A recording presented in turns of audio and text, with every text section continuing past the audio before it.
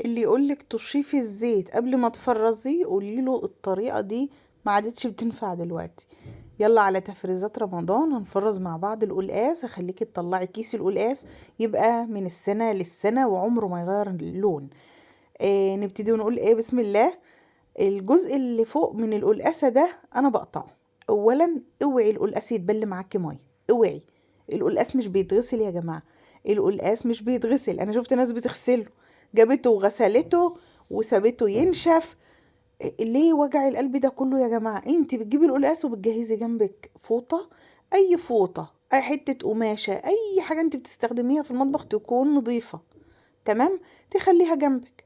بتجيبي القلقاسة بتاعتك كده وتقطعي الجزء اللي فوق ده، والبلانشة لو حاجة وقعت على البلانشة بتمسحيها بفوطة نظيفة. وتبتدي تجيبي القلقاسة من الجنب. القلقاسة اللي كانت معايا دي كانت كبيرة، فانا قطعت الحتة اللي في الجنب دي عشان اعمل قاعدة عشان اعرف اقطع زي ما انت شايف. بقطعها كده، شوفوا قطعة القلقاس قدامكم اهي. ابتديت ان انا اجيب القماشة اللي انا بمسح بيها وامسحها من بره عشان لو في اي حاجة عليها بنضفها. وجنب مني فوطة شريحة القلقاس اللي انا بكسرها ببتدي احطها على الفوطة. طيب، انا الناحية التانية اللي بتبقى فيها جزئية كبيرة كده لسه هتتقشر ابتديت ان انا احطها في صينية كده على جنب. القلقاس بس اللي هو اللحم بتاعه باين حطيته على الفوطة، لان ما تستغربيش طول ما انتي شغالة القلقاس هيبدأ يخرج المية بتاعته. بنقشر القلقاس كويس جدا، ونبتدي لو في اي النتوءات اللي هي بتبقى زي اخرام على القشرة دي نجيبها، ما نسيبهاش في لحم القلقاس، بننضفها كويس جدا. جبتهم كده واحدة واحدة واقشر، وجهزت جنبي طبق بقيت احط فيه على ما اقشر وطبعا القماشة اللي انت بتمسحي بيها جنب منك تمسحي بيها على طول. تمام كده. اوعي، اوعي، ودي نصيحة، ايديكي حتى تتبل مية وانت شغالة في القلقاس. تمام كده. هقولها وهعيدها تاني، اوعي. طول عمرنا بنعمل القلقاس كده ومش بنبل ايدينا مية نهائي ولا بنغسل القلقاس، دي مشكلة جدا. هتلاقيه المادة بتاعته خرجت منه وبيمزلق معاكي، مش بيبقى حاجة لطيفة خالص.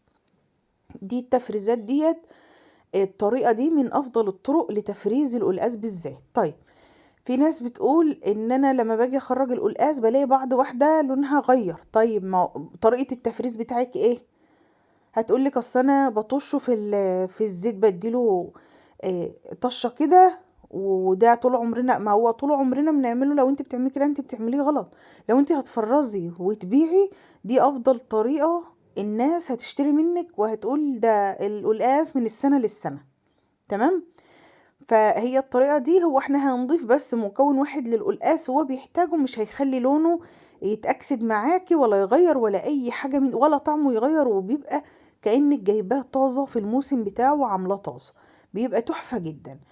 انا خلصت كده كمية القلقاس بتاعتي كلها قشرتها الحمد لله، وبرضو نضفتها زي ما انتوا شايفين كده طول ما انا شغالة الفوطة جنبي وبنضف بيها.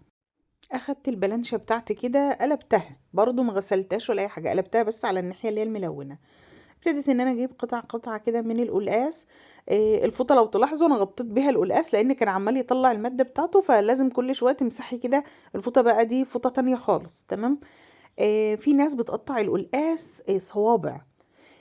طبعا التقطيع ده زي ما انت حابة، وفي ناس بتقطعه مكعبات. خلاص. انا بحب اقطع القلقاس بتاعي مكعبات. ابتديت ان انا بالصوابع صوابع كده واقطع مكعبات، واجهز جنبي البولة اللي انا هحط فيها مكعبات القلقاس بتاعتي. طيب، انا زي ما بقول لكم التقطيع دي حاجة ترجع لك بقى، حابة حتى لو مكعبات صغيرة مكعبات كبيرة انت برضو براحتك خالص. دي حاجة ترجع لك، مش هعدل عليكي فيها. تمام. انا خلصت كمية القلقاس بتاعتي الحمد لله. برضو البولة اللي معايا لازم تكون نظيفة ما فيهاش ولا نقطة مية. تمام كده. حرصي من المية جدا وانت شغالة في القلقاس، لان مجرد بصوا المادة حتى بتاعته زي ما انتوا شايفين كده.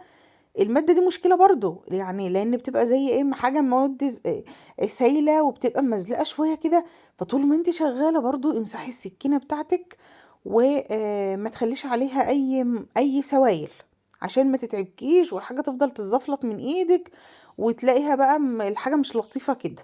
خلصت كمية القلقاس بتاعتي كلها وجهزت معايا بقى الحاجة اللي هتخلي لي القلقاس يعيش معايا من السنة للسنة، وبيبقى طعمه حلو جدا وانت بتطبخيه وريحته مش بتغير ومش هيأثر في الريحة تماما.